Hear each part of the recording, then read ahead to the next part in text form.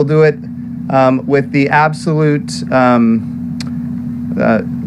priority being the safety of our astronauts. And I'll tell you, I'm very proud of the NASA team, very proud of the SpaceX team. A lot of the comments I had in the interviews ahead of time were, are you going to feel undue pressure because of all of the attention on this, not just attention in the United States, but attention globally, all of the VIPs that were here. Are you going to feel undue pressure to launch? And, we have all been in agreement that there will be no pressure. We will launch when we are ready. And I'll tell you, the president and the vice president were proud of the NASA team and the SpaceX team for making the right call for the right reasons. And again, when we do this again Saturday, if we do it again on Sunday, we will feel no pressure. We will go when we are ready. Safety is the highest priority, and that's what we're focused on. So with that, we'll open it up to questions. Jim, did you want to have a few words here? Could I? You bet, absolutely. Great. Jim Morehard, Deputy NASA Administrator, and I'll tell you, he's a great friend, and we are honored to have him as our deputy. Having worked many years in the Senate, he helps us a lot with the political aspects of the job that I deal with every day. So thank you, Jim. Thank you, Jim. Good morning. I just really want to start by saying, we're at the dawn of a new age, and we're really leading the beginning of a space revolution. And think about it, this is really something much bigger than all of us. But really, our hope and prayer for tomorrow is to inspire the next generation and to give hope for many people who need it right now, and also to unite our country and the world. And you think about, I guess what I'm trying to say is we need your support. And I hope you'll stay with us as we get this flight test, whether it's tomorrow or the next day or whenever we go after that. Deke Slayton once said, he was a Mercury 7 astronaut, and he said, a good scrub is better than a bad launch any day. And that's where we're at. Thank you.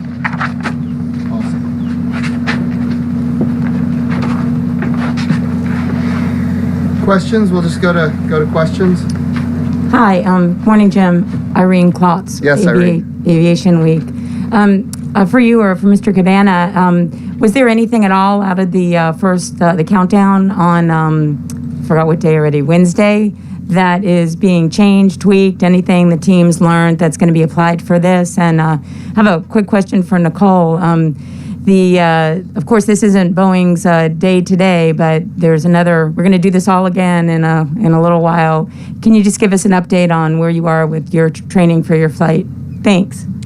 Yeah, so certainly this was interesting. We have done a dry dress rehearsal. We have never done a wet dress rehearsal. And so getting from a position of fueling the rocket and arming the launch abort system and these kind of things that we went through, and then defueling and those. So yes, there were learning opportunities there. We're always gathering data. But I will tell you, the rocket was ready to go. The crew capsule was ready to go.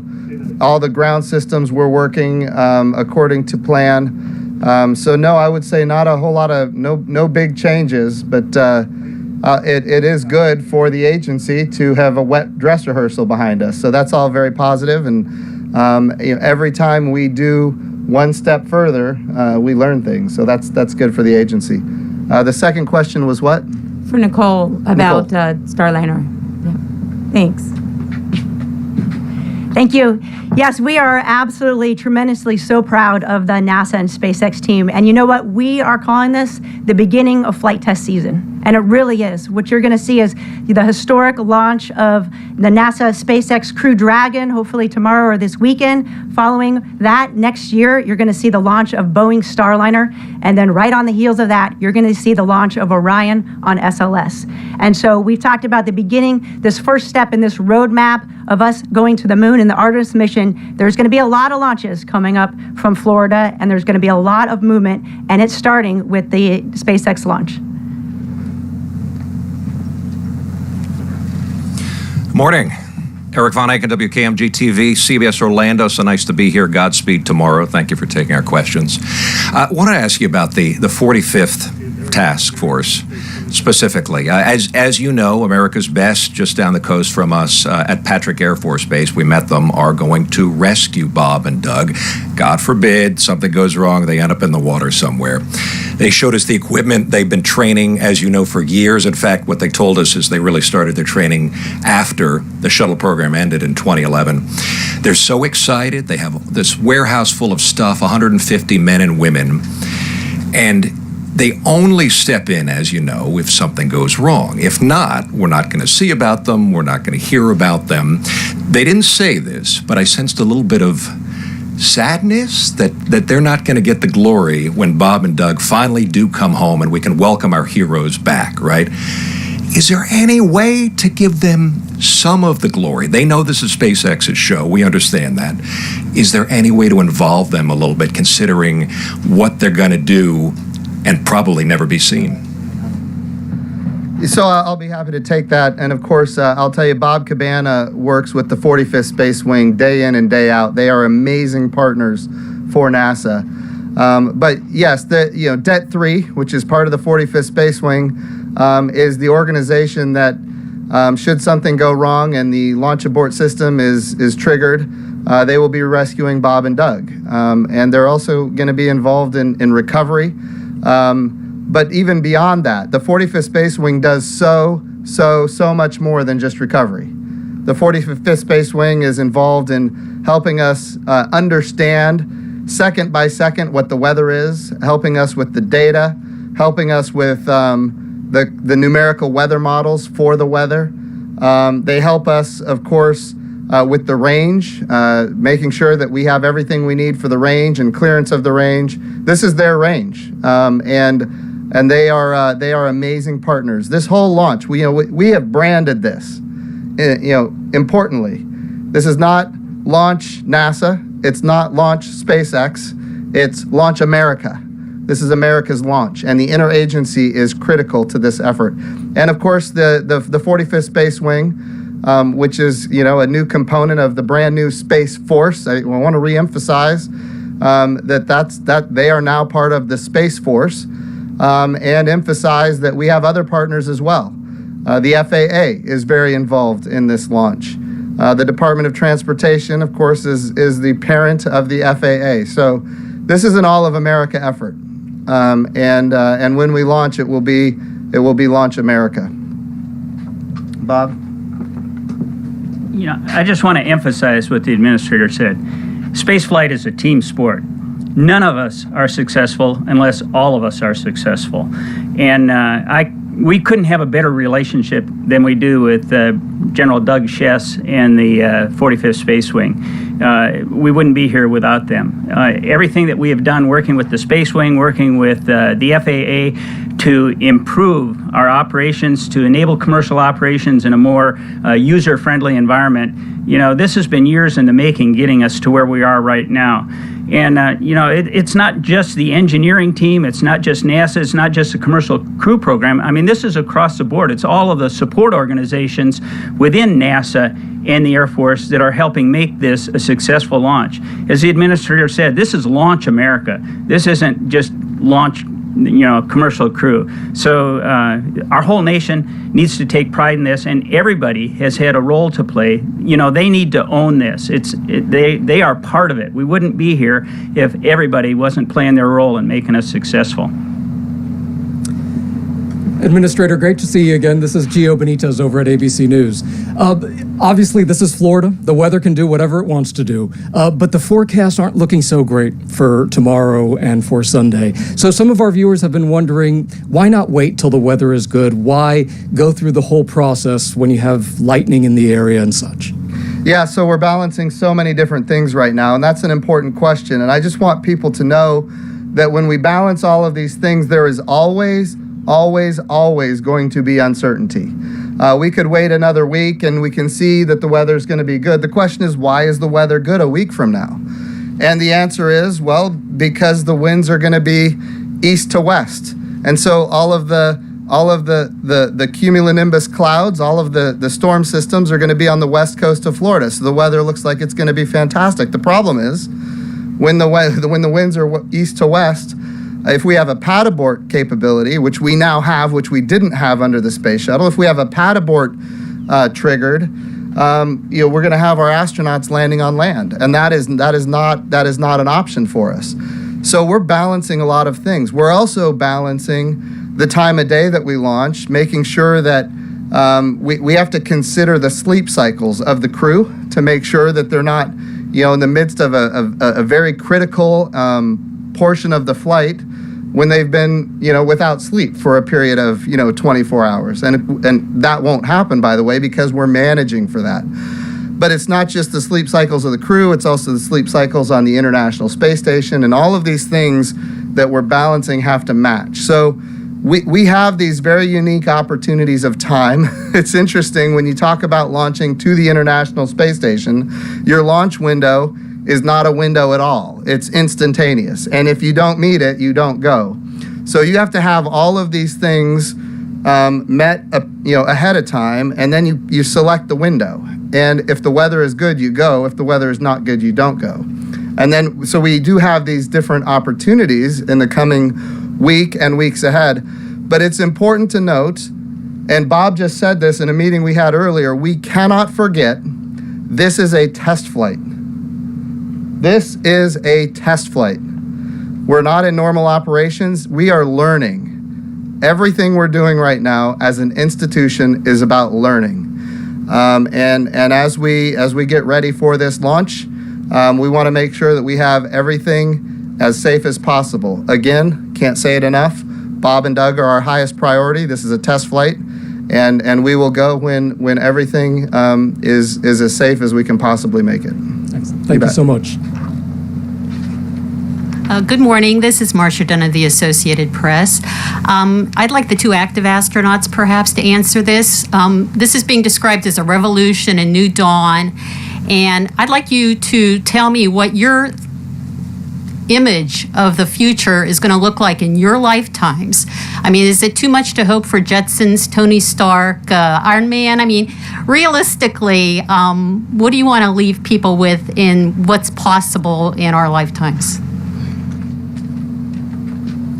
Thank you so much for that question. I'm still waiting for my personal jetpack, but the future is incredibly exciting. It's been said many times already that we are really at the cusp of the next generation of spaceflight, and that is so true. What we're going to witness in the near future, hopefully tomorrow, is the culmination of that relationship between a government and a commercial entity that's helping us to get to low Earth orbit and to get to the International Space Station. My vision for the future is that this ignites that next generation of spaceflight. I look forward to seeing Artemis take the first woman and the next man to the lunar surface for a permanent habitat, where we'll be doing research and science and exploration on the moon, and that will serve then as a launching pad to get us to Mars.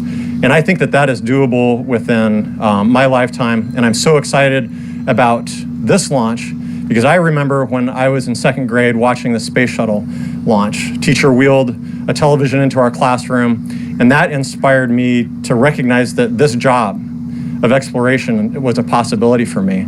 And tomorrow's launch is going to do that for our next generation of scientists, explorers, and astronauts. And it's that generation that's going to take us to the moon and to Mars and beyond. Thank you. Thank you so much. So I think what I look forward to is a vision where the younger generation sees no limitations in their life, whether that be because of their gender or their orientation or their nationality or anything. They just see possibilities. And so what this allows, this partnership between the public and private and the commercialization of low Earth orbit, is you'll see these opportunities open up in the future. And I vision that opportunity where it's not just astronauts, not just government folks that are going to low Earth orbit, but there are other folks. There are scientists and doctors, there are poets, they're reporters. I mean, imagine if you were up there and you were able to capture with your own eyes and write this incredible story. You could convey that to all of America, to all of the world, much better than we could tell our story to you. So I see this as a real possibility. I think that this word unbelievable perhaps shall be stricken from the dictionary, because you see a launch and you go, oh my gosh, that's unbelievable. But it's not. It's believable. We're watching it. It's happening. This change is making place. This step is happening. You're going to see low Earth orbit open up. You're going to see us go to the moon. You're going to see Artemis. You're going to see a man and a woman on the moon. And eventually you'll see us on Mars. Hey, Joey Roulette with Reuters. Question for Jim Bridenstine. Have you talked to Bob and Doug since the mission was scrubbed? How are they doing? Are they eager to go to the station? And have you come any closer to a decision on how long Bob and Doug will be staying on the ISS, since we seem to have locked down the August 30th date for their next crewed mission, or for SpaceX's next crewed mission? Thanks. Yeah, so we have to remember that, number one, this is a test flight, and what we learn on this flight will determine what we do for Crew 1. So, yes, we're targeting a date of August 30th. I know you used the word locked down, and nothing is locked down before you do a test flight. So we're going to do this test flight. Bob and Doug are in great spirits. They are ready to go. And certainly we've been in touch via text. And of course, I'll be talking to them before they launch again. So before they get ready to launch again. So thank you. Thanks. Hi, Stephen Clark from Spaceflight Now. Question maybe for one of the astronauts, Jill or Nicole. Have you had a chance to talk to Bob and Doug as well? I just wanted to see if you have any more insights about their experience on Wednesday, getting on top of a rocket, having propellant loaded into it for the first time. There was a lot of discussion about the risk involved with that, with the load and go fueling procedure. Just want to get their perspective and your perspective on that. And for Administrator Bridenstine, just to update on Boeing's schedule right now, if you have an update on when their second OFT flight test will occur and when their crew flight test might occur. Thank you. So I was fortunate enough to talk to Doug Hurley the night before their first launch attempt, and I think he gave me a call because I'll be the next Marine flying, and he wanted to give me a little bit maybe of fatherhood. And so we talked about the weather, and I asked him, how does that feel? Well, how would it feel like to scrub? Do you have concerns? And he didn't. He mentioned that when the first time he flew on shuttle, he scrubbed like 5 or 6 times before they actually launched. And so he said, you just have to keep in mind that you need to remain flexible, right? And that the calls are going to be made and decisions are made, and everybody is out there keeping you safe and making sure that we're going to have a successful mission. And so I thought that was a really good, key for really applicable to the rest of life. Like, there's plenty of things in life that you can't control, weather being one of them. And you just need to remain flexible, not waste any energy on those things you can't control, and then do what you need to do, prepare, and then when it's time for the next launch opportunity, you're ready to go. As far as a replay of OFT1, we're targeting by the end of the year. I think that's eminently achievable. I would say for their first launch of crew, that's yet to be determined. Hi, this is Daniel Oberhaus with Wired Magazine. This is a question for the administrator. I know we're all not hoping for another scrub this weekend, but given that things aren't looking so great right now, I was hoping you could tell us a little bit about the precautions that NASA takes. I would imagine you have to shut down the range, bump stuff back. So can you tell us about that, and also the costs per scrub for NASA? Yeah, that's an important question. A couple of things that we have to consider when we make these kind of decisions. Number one, we don't consider cost because, again, there is no cost to the lives of Bob and Doug. We will do whatever it takes to make sure that they are safe. But for example, right now we're going through a process thinking, okay, tomorrow it's about a 50% probability that we're going to have the conditions capable of launching at the time of launch here at the Cape. And of course, when you add in the uncertainty downrange, because we have a launch abort capability, we have to have the right weather conditions downrange at the same time. And so the question is, if we have a 50% probability, and then the next opportunity is on Sunday, we could put ourselves in a position where we're doing back-to-back wet dress rehearsals Saturday and Sunday. And the thing that we have to start considering the human factors of that. The human factors end up adding some risk as well, because it wears everybody out, including our astronauts, although they never complain. We want to make sure that everybody is well rested and ready to go. So one of the things that we might do even today, this afternoon, we're going to get another weather brief, and we might make a decision that Sunday is the day, not Saturday. That way, and again, it's going to depend on everything is a range of probabilities. What are the probabilities on Saturday and the probabilities on Sunday? And if it's a high enough probability on Saturday, we target that day. So we're looking at all of these different options that we have to consider. Earlier I mentioned, that we have to consider sleep cycles. So we want to launch at a time where our crew, if the time to orbit is 15 to 20 hours, that's kind of in the sweet spot, because then they can get on orbit, they can get some rest, and then they can dock to the International Space Station. And so getting that right is important as well. When we talk about their sleep cycles, depending on the day we launch and the time we launch, we've got phase burns and we've got boost burns that we have to get accomplished. And of course, if those are in the middle of the times when the astronauts are trying to catch some sleep, then that's not optimum either. So yes, we're having to balance all of these things. There is cost associated with the delay. Make no mistake, there is cost. We load the rocket with liquid oxygen. We unload the rocket with liquid oxygen. We've got all of these people here at the Cape that are focused on getting the mission accomplished. There is absolutely cost associated. As far as like the total dollar amount, given all of the things that we do, I don't have that number just handy right now. But there is cost associated. But again, compared to the investment that took us to get to this point, those costs are really, really minimal. And compared to the lives of Bob and Doug, we are not worried about that. Remember, this is a test flight. We need to make sure that we are maximizing the opportunity for success, and that's what we're focused on. Just briefly, do you have a ballpark figures? Are we talking like hundreds of thousands, millions of dollars? We'll get you a number. Okay, thank you. Yep. Hi, this is Michael Sheets. I'm with CNBC. My question is for Jim, and Bob can probably help add a little color here. Jim, you've asked people to stay home for this mission, given we're all wearing masks, we're all social distancing here on site, but the visitor complex reopened the day after the scrub. So this launch attempt is going to see people be able to come to the visitor center. And as well as it's the weekend. People don't have to take off work if they want to come try to watch the first time we've launched crew in almost a decade. So what kind of measures is NASA taking that's different than we saw on launch day on Wednesday? And what kind of crowds is NASA expecting in the local area and even to welcome on site? So just so you're aware, yes, I don't know what the count is, but lots and lots of people came to the Cape to watch this launch. So I'll tell you what we're considering as an agency. This is an important mission for us. We also have in July, we're launching a robot to Mars. And so we have to protect the safety and the health of the workforce here at the Kennedy Space Center.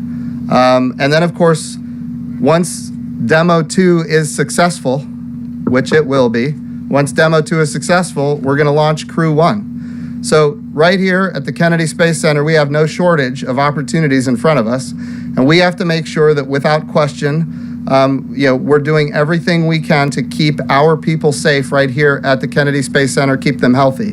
Remember, if we have an outbreak, all of the contract tracing begins, and then all of these mission essential people end up getting sidelined. That is not the outcome that we're looking for. So the visitor center is open. There is no doubt times are changing and people are going to travel, and the visitor center is going to be open. What we expect is that when people come here, they follow the guidance of the governor of the state of Florida, that they follow the guidance for social distancing and personal protective equipment if you're not going to maintain that distance. And if people do that, they're going to be safe. But we will make sure that the people that are involved in these mission essential functions for this country, launching American astronauts on American rockets from American soil, launching our next rover to Mars, that these mission essential functions will not be placed in jeopardy. And I'd like to add to that. First off, the visitor center, it's a limited opening. It's not full capacity. They limited the number of people that could come on to the main complex. There are no bus tours. They're not going out to the Saturn V. So it's in keeping with what Disney has done and Universal has done at City Walk. Not even all of the venues on the main complex are going to be open. And this was planned to open, had we launched on time, it would have been after the launch. It just turned out with the scrub that now those folks that come to the visitor center are going to be able to view it from the visitor center. But they have strict rules in place for CDC guidance. All I can say is they're doing it in the safest way possible and in keeping with Governor DeSantis's guidelines for helping to open up the state of Florida. But it is by no means a full opening of the Space Visitor Center, Kennedy Visitor Center, and it is a limited participation. Here on site, as the administrator mentioned, we're still in stage 3 for our guidelines on site for the coronavirus. We require folks to wear masks in common areas. In buildings, if they cannot be 6 feet apart, they have to wear a mask in hallways, common areas, elevators, and so on. So we are taking this seriously. We have to protect our workforce to ensure that we can complete NASA's mission essential work. Hi, Ken Chang, New York Times. I just had a question. I was wondering what Bob and Doug are doing during these 2 days of downtime that they, of course, did not want. So they will probably, I don't know, honestly. They might spend a little time at the beach house. Again, I don't know, but I would guess that's probably what they'll do. They started a new tradition of launching little rockets. I don't know if you've seen any of that, but they started a new tradition of launching rockets from the beach at the beach house before a big launch. And so I would imagine they're probably getting some downtime. They're probably thinking about what's coming, maybe some changes that they'd like to have for their next route to the rocket. Chell and Nicole, do you guys have any insight here?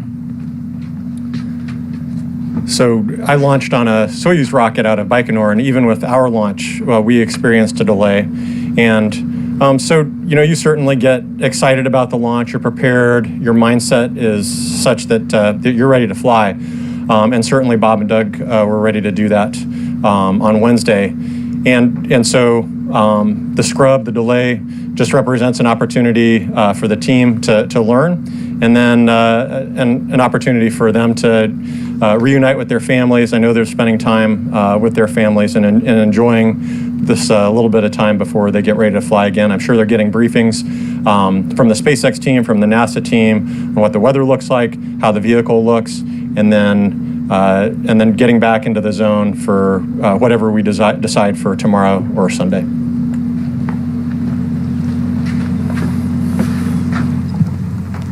Good morning. Hi, Greg Pallone, Spectrum News 13. This is for the administrator and also Mr. Cabana. It's been 9 years since the Space Coast, since America saw a launch.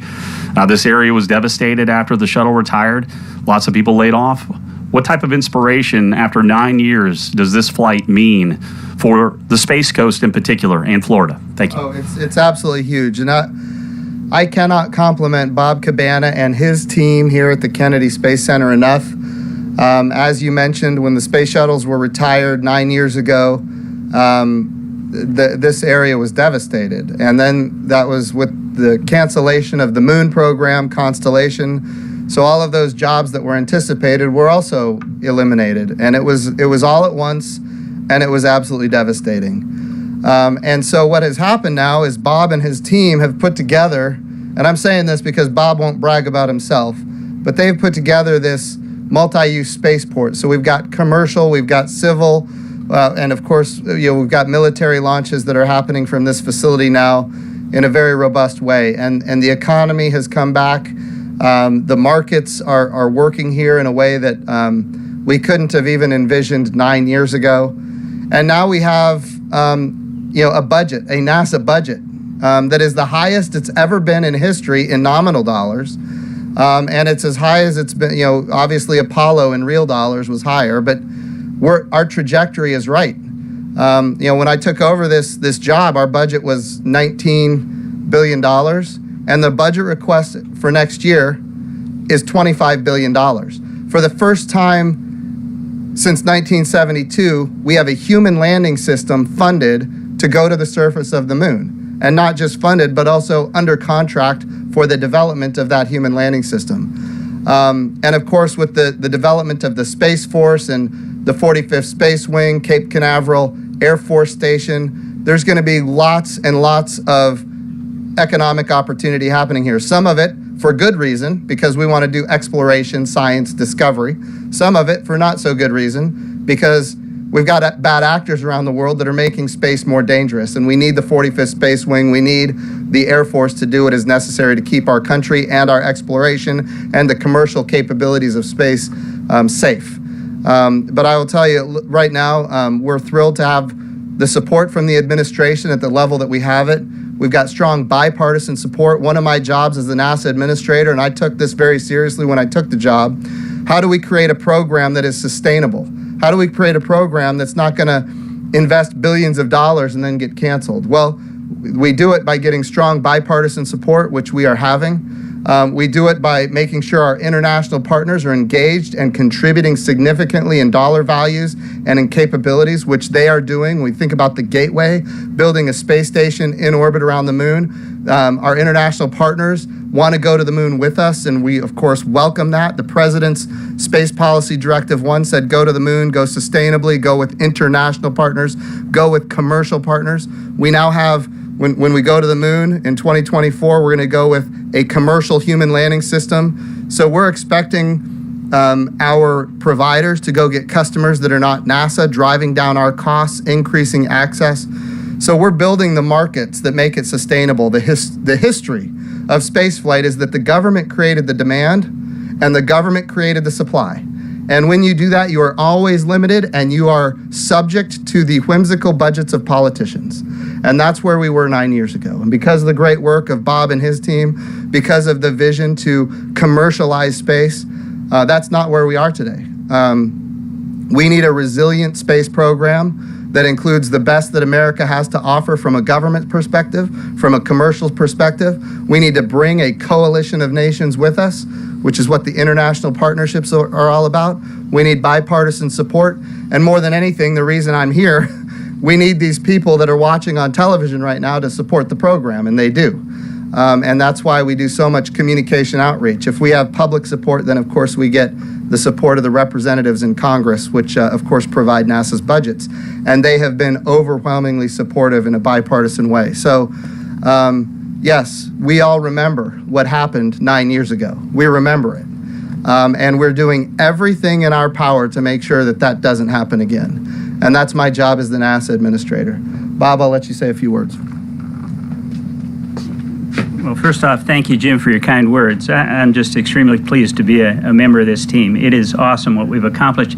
And Greg, you said we haven't seen a launch in 9 years. I'd like to say anytime a rocket ship leaves planet Earth, I don't care what's on it, it is an event and worthy of note. But, you talk about humans and what it means. I happened to see a picture of the Max Brewer Bridge for the last launch attempt in Titusville there. And it looked like the last flight of the space shuttle. Our nation, it means a lot to see our astronauts launching on U.S. rockets from U.S. soil. And anytime you put a human on a rocket, it's another step up. I mean, it raises the level of concern, it raises the level of importance, it raises the level of our looking into it to make sure that everything is right. And it's awesome. I can't tell you what it's going to mean to me to see a U.S. rocket launching crews again off that pad out there. That's what they were designed for. We went to the moon from that pad. I launched 3 times off that pad. To see Bob and Doug launch off it, and then to get Boeing launching, we are on the verge of a new era in human spaceflight. This is just the beginning. It's only going to get better. So, yeah, it means a lot, and I truly am excited about it. To me, it's a culmination of a lot of hard work by this team here at the Kennedy Space Center, and I couldn't be more pleased. Thanks. I enjoy every launch, too, by the way. Just, that. Thank you very much, guys. This will be our last question. Hi, Marcia Dunn, AP again for Mr. Bridenstine. How much credit do you put on Elon Musk personally to be where you are today? I know it's a big effort, but he's the linchpin in it all, and he's also a colorful, high-profile figure for lots of different reasons.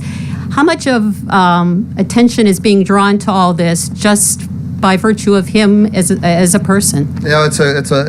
You're making a wonderful point. What Elon Musk has done for the American space program is he has brought vision and inspiration that we hadn't had, for 10 years since the retirement of the space shuttles, 9 years, and I will tell you, he's brilliant, he's capable. He has, I've been the NASA administrator now for over 2 years, and there have been times when maybe there was a little tension because of the priorities that we were focused on.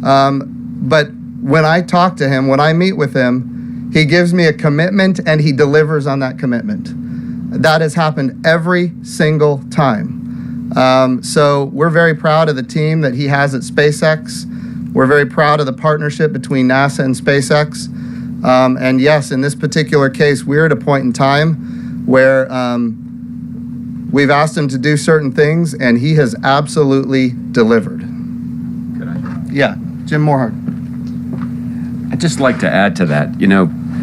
I was witnessed the flight readiness review last week, and it was said, we started out as a partnership, and in many respects, it's become a friendship. Now, there's still a healthy, distance between a contractor and this agency, but there are a lot of relationships, and that's what makes our success. They actually embedded Bob and Doug into their manufacturing facilities so that their line workers got to know them personally.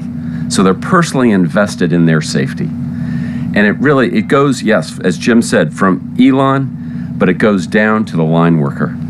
And I can't reiterate how much Jim has said. And, it's Jim's vision, the vice president, and the president's vision, but they're helping us execute that vision. Good, well said. That was the last question. Okay. Do you have any closing remarks?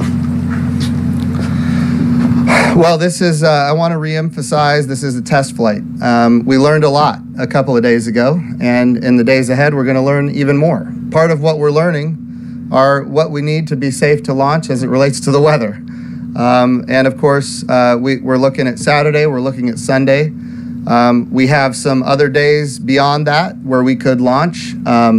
The 7th and the 8th are reserved, but we're looking at maybe the 2nd and the 3rd as well, although that's not a certainty at this point.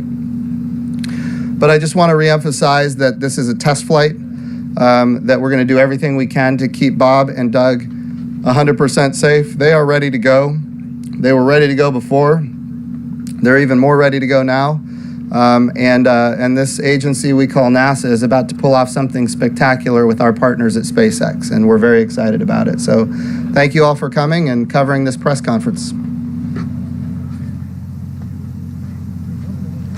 Thank you. That concludes the press conference. Have a great day.